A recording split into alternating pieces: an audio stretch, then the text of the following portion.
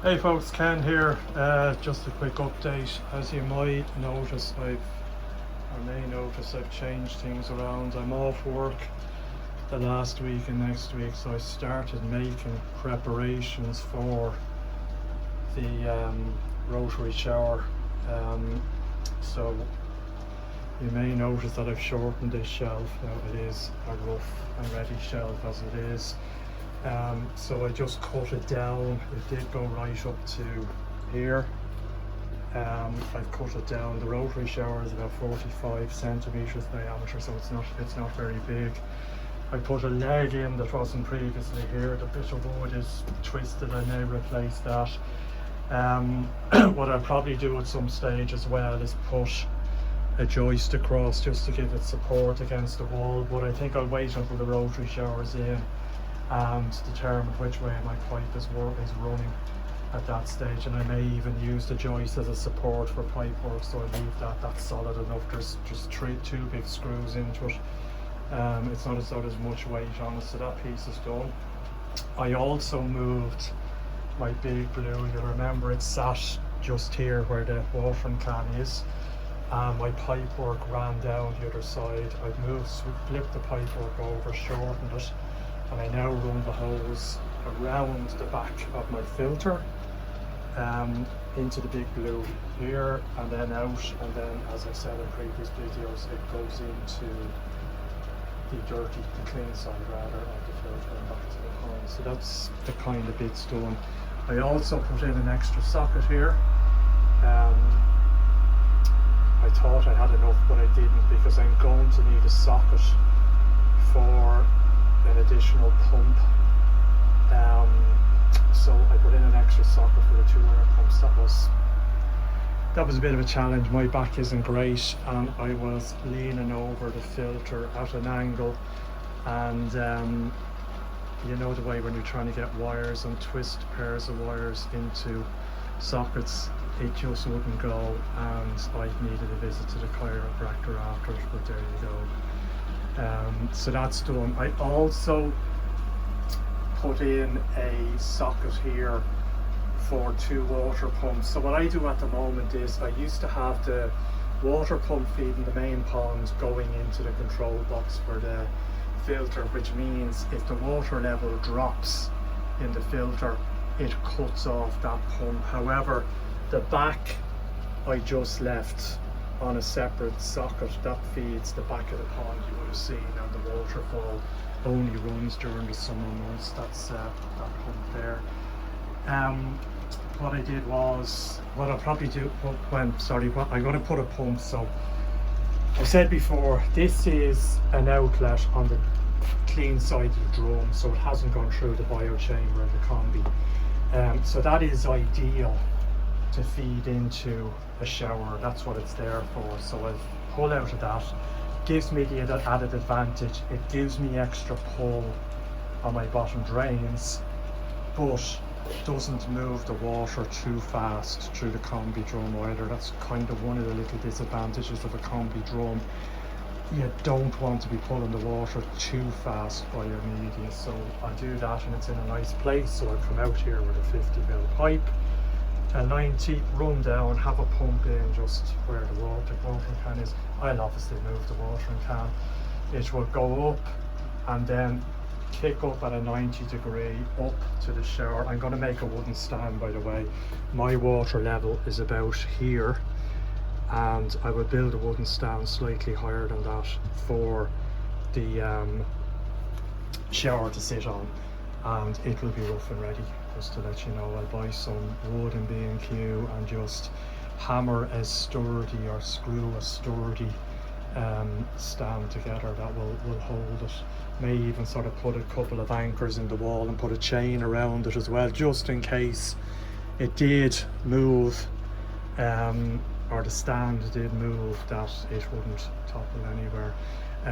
It will be heavy, and it's the media in it, I believe, because they do say on a few of the sites for shipping it is a heavy item, and the heavy part of it is the media. There's 100 litres of crystal biomedia in it. Now, it doesn't fill with water, it's like a backy shower, but water trickles through it, so it'll still be heavy enough. Obviously having it above the water line will stop it filling up, the water backing up into it.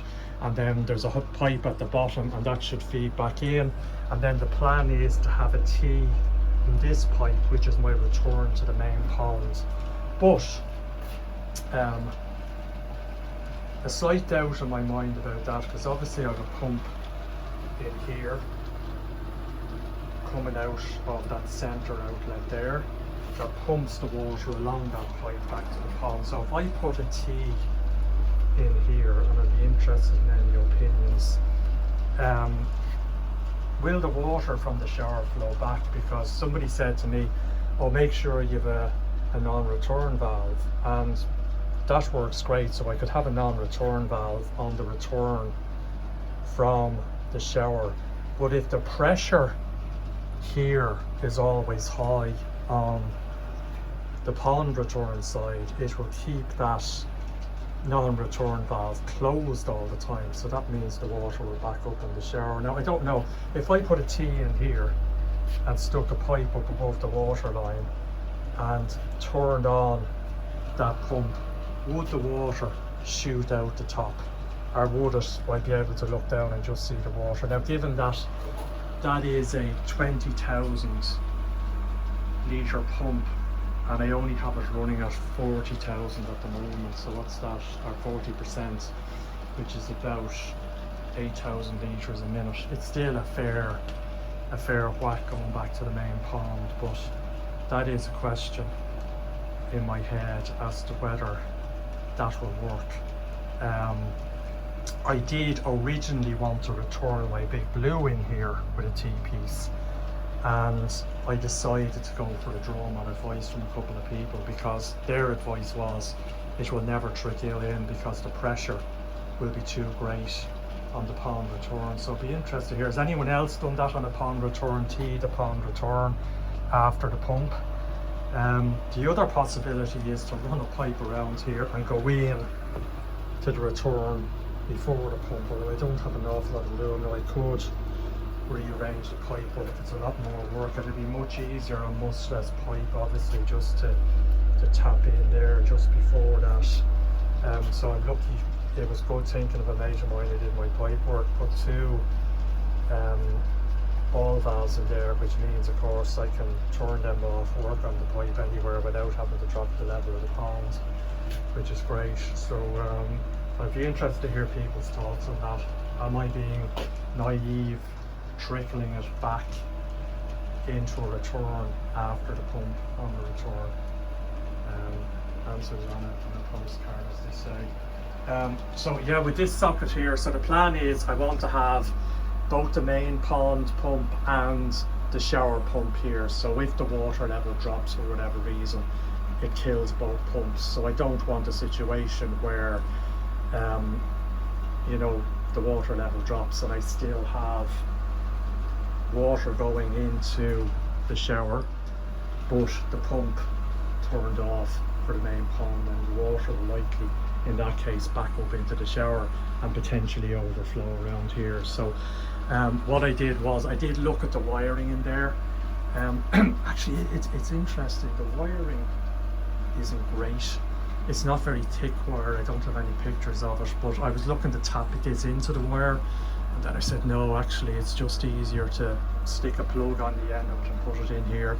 I'm sure it's fine, I'm sure that's designed for running a 30,000 litre an hour pump, and the two pumps I have, although they'll be capable of 40,000 litres an hour, they'll be nowhere near that.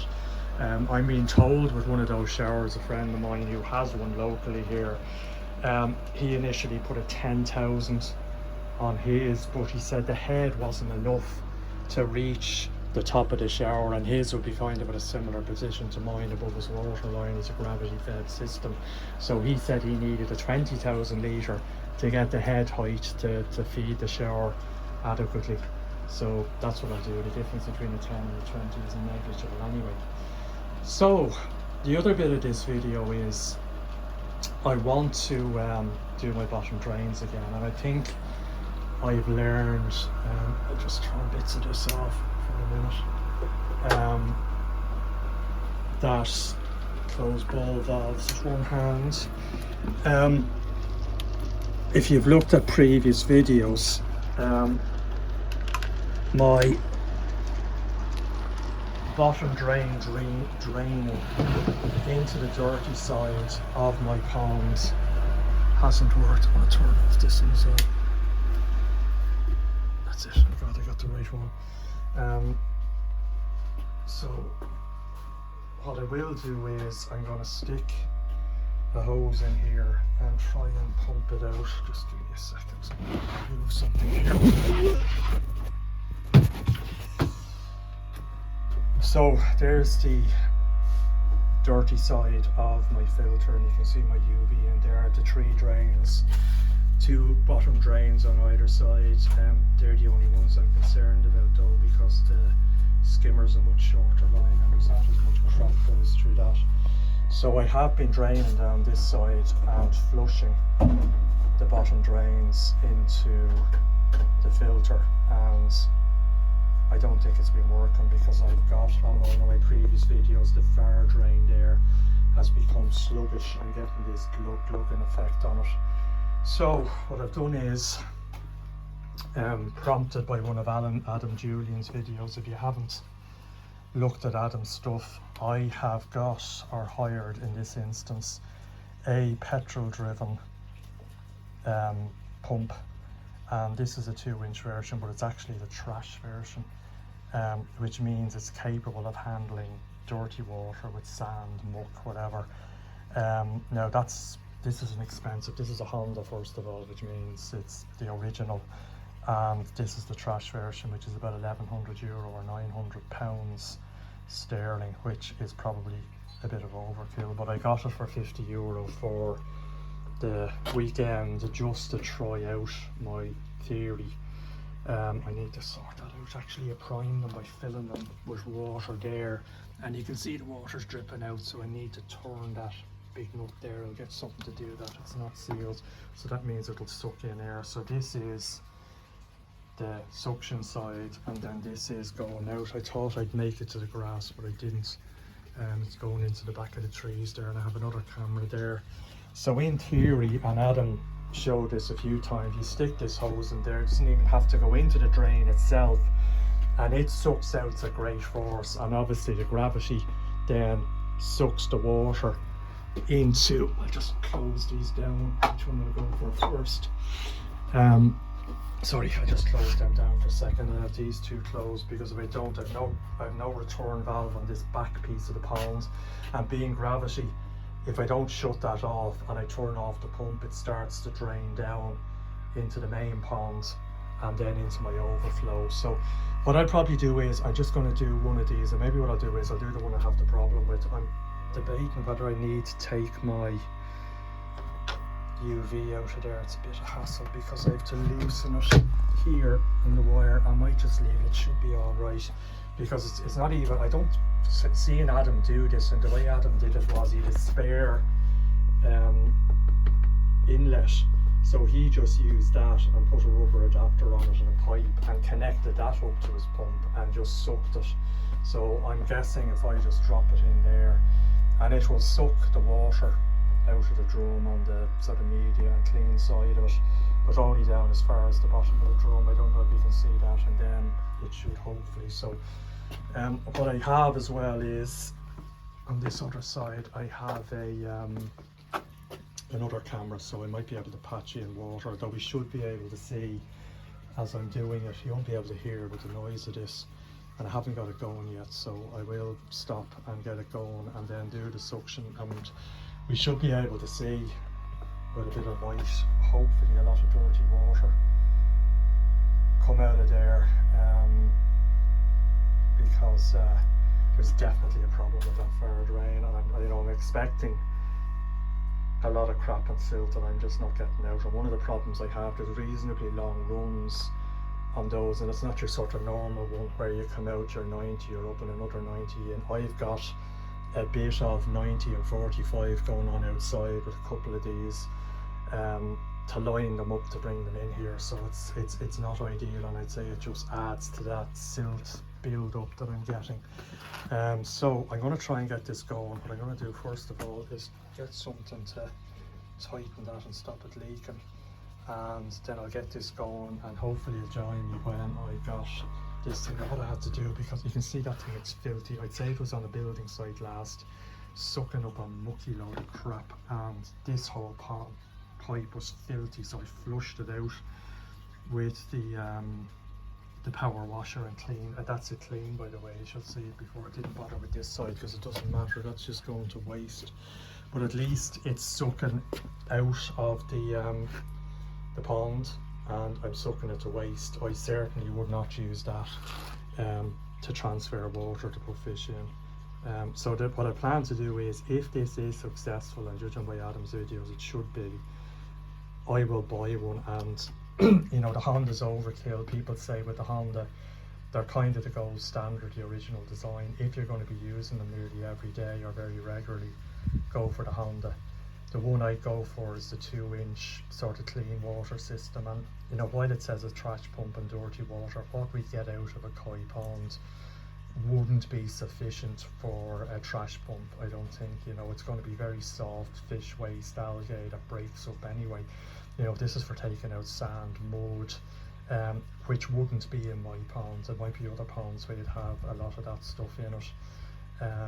You know, yeah, there'll be a bit of silt and stuff, but that's mostly going to be algae and fish waste that will just break up, and it's not like, you know, a mucky water on a building site or anything like that. So as I say, this is a much bigger yoke. I'd say the sort of standard ones are about this side, so this is bigger and heavier and probably a bit more powerful, which is no harm. So if this works, I'll buy one, but I probably won't even buy a Honda. I'll just get a knockoff version, and they're various, and they range anything from about 200 to 300 euro plus the pipe work.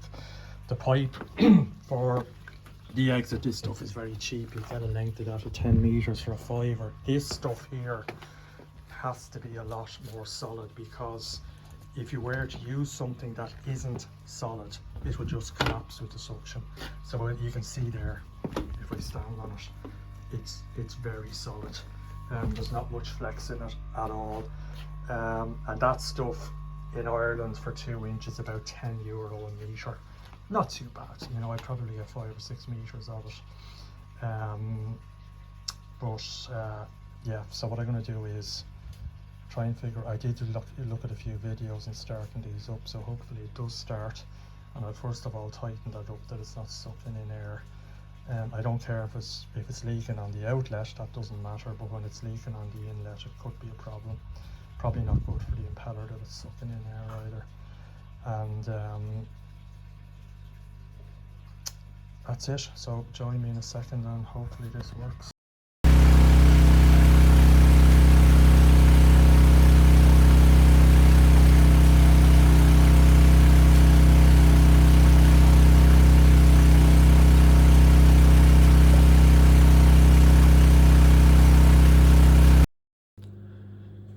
Hey there. Well, after the test of the petrol powered water pump today, I just wanted to give you an update. It was a bit difficult to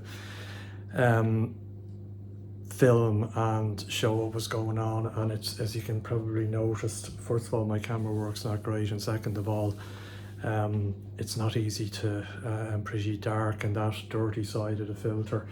It was fairly inconclusive, to be honest. You've just seen before this the pace at which the water was coming out. Now it's only a 2-inch pipe, and that's probably as much as I was going to get. Now I was just looking up that pump.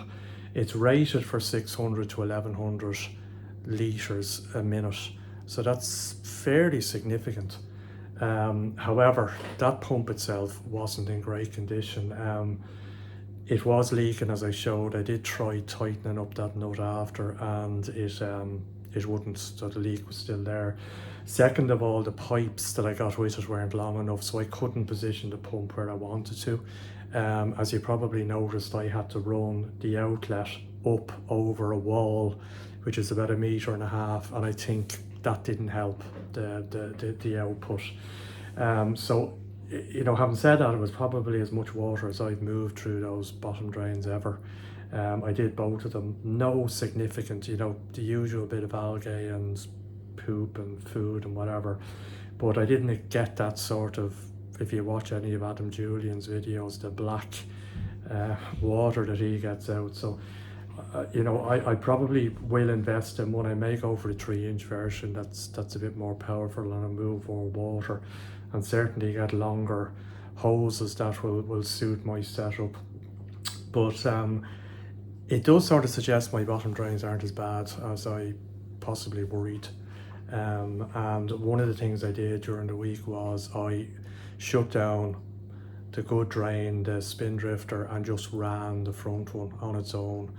I did that overnight and during a full day, and at intermittent times during the week, so that probably would have helped as well. So that's it. Other videos to come, as I say.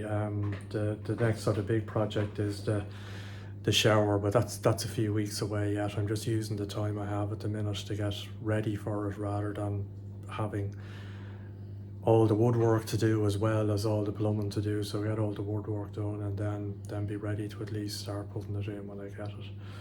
Anyway, that's it. Thanks a lot for watching. Cheers.